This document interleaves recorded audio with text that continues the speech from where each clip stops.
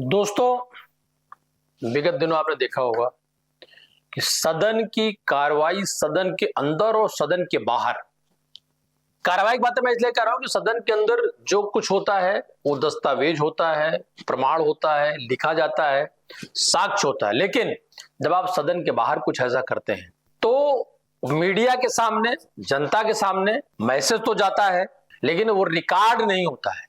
पिछले दिनों राम मंदिर के चढ़ावे की चंदे की चोरी, उसकी जांच और उससे दिल्ली का सदन, देश की जनता, या आज से मानसून सत्र जो शुरू हुआ है प्रदेश में, उस पर पूरा हू हंगामा, चाहे नेता प्रतिपक्ष समाजवादी पार्टी या कांग्रेस, इनके नेता धरने पर लाल बहादुर शास्त्री की मूर्ति के पास, गांधी जी की मूर्ति के पास विधानसभा परिसर में बैठे हुए। चलिए बात करते हैं पप्पू यादव के हमले की। विरोध की आग या सोची समझी साजिश, संसद में एक सांकेतिक प्रदर्शन, फिर देश भर में विरोध, उसके बाद एफआईआर, धमकियां, चप्पल चले, चाकू का आना, चाकू से हमले की कोशिश। आखिर पप्पू यादव ने ऐसा क्या किया कि मामला संसद से लेकर सड़क, फिर उसके घर तक पहुंच गया? या सिर्फ गुस्से में हुआ विरोध था, या फिर हमले से रची गई कोई साजिश? आज इसी पूरी कहानी को समझते हैं। दरअसल इस कहानी की शुरुआत दिल्ली से नहीं बल्कि संसद परिसर से होती है।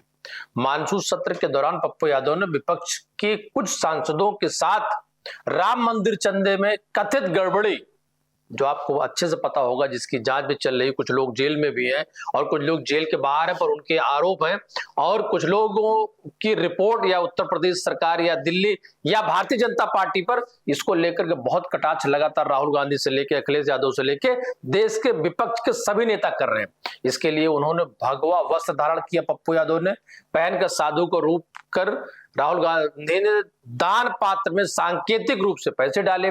उसके बाद पप्पू यादव दान पात्र को लेकर भागने का जो अभिनय करते नजर आए, ये सारी चीजें मुझे लगता है आप लोगों ने विगत 2 दिनों में देखी होगी। पप्पू यादव का कहना था कि उनका विरोध किसी धर्म या साधु संत के खिलाफ नहीं, बल्कि आस्था के नाम पर होने वाले कथित लूट के खिलाफ था।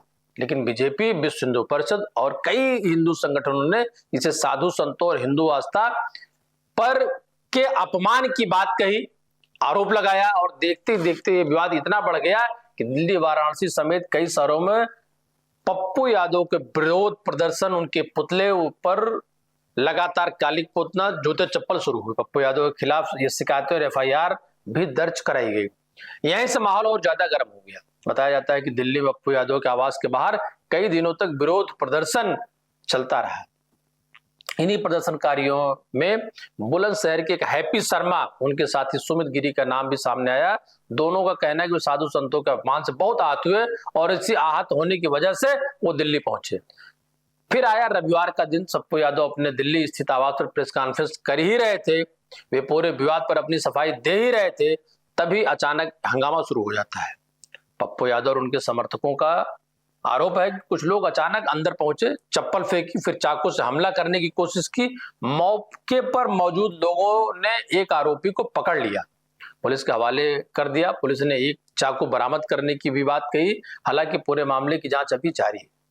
घटना के बाद पप्पू यादव ने गंभीर आरोप लगाया। उनका कहना है कि यह उन्हें जान से मारने की सोची समझी साजिश थी। उन्होंने दावा किया कि हमले से पहले उनके परिवार को भी डराने धमकाने उन्होंने अपने मोबाइल फोन में दिखाए कि कोशिश की गई। उनका कहना है कि अगर वहां समर्थक और मीडिया मौजूद नहीं होते तो शायद आज वो जिंदा नहीं होती। उन्होंने ये भी कहा कि वे काफी समय से अपनी सुरक्षा को बढ़ाने को लेकर मांग भी कर रहे हैं, लेकिन कहानी का दूसरा पक्ष और भी अहम है, या उतना ही अहम है। मुख्य आरोपी बताए जा रहे हैं हैप्पी शर्मा ने चाकू लेकर जाने और हत्या की साजिश रचने के आरोपों से साफ इनकार किया। उनका कहना है कि वे सिर्फ पप्पू यादव से सवाल पूछना चाहते थे। उन्होंने साधु संतों और भगवा वस्त्रों का मजाक क्यों उड़ाया? हैप्पी शर्मा का दावा है कि उनके पास सिर्फ मोबाइल, पैसे और गाड़ी की चाबी थी। उन्होंने बताया या आरोप लगाया कि बहस बढ़ने के बाद भीड़ ने उन पर हमला किया और उनको झूठे आरोप में फंसाया जा रहा। यानी एक तरफ पप्पू यादव इससे जानलेवा हमला बता रहे हैं तो दूसरी तरफ आरोपी खुद को निर्दोष बता रहा। पुलिस का कहना है कि पूरे मामले की जांच की जा रही है और सभी पहलुओं को देखा जा रहा।